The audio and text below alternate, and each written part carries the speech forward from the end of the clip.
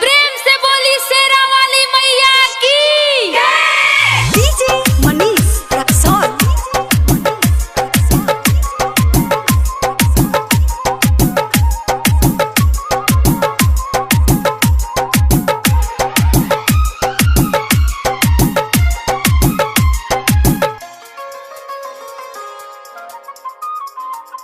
हमकी बता दा ये माई कबले तू देव दर्शनमा हो, कबले तू देव दर्शनमा हो।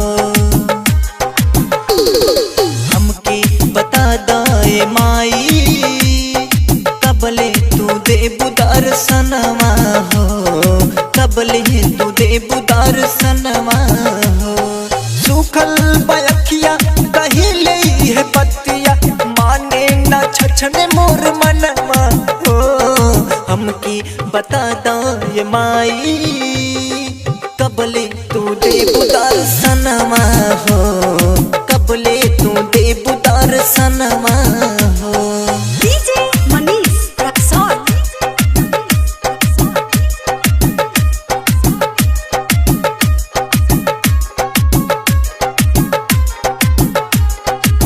Mahadev recording studio Siwan.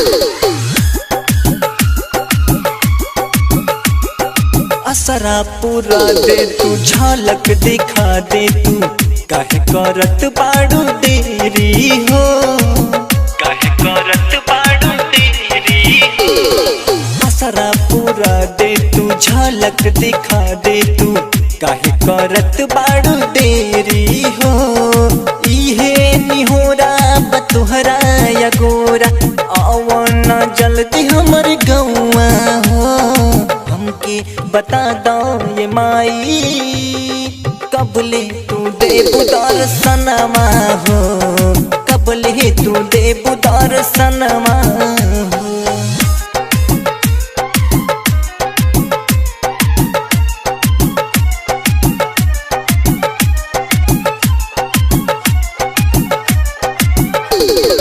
DJ Manish Raxaul.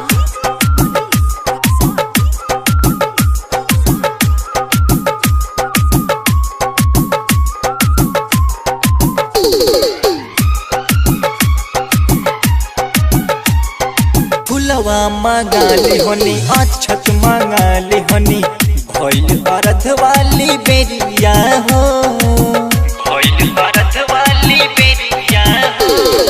फुलवा मांगा ले होनी, अक्षत मांगा ले होनी, भइल अर्थ वाली बेरिया हो।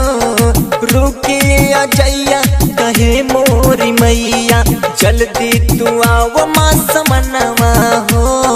हमके बता दो ये माई कबले तू देव दर्शनमा हो, कबले तू देव दर्शनमा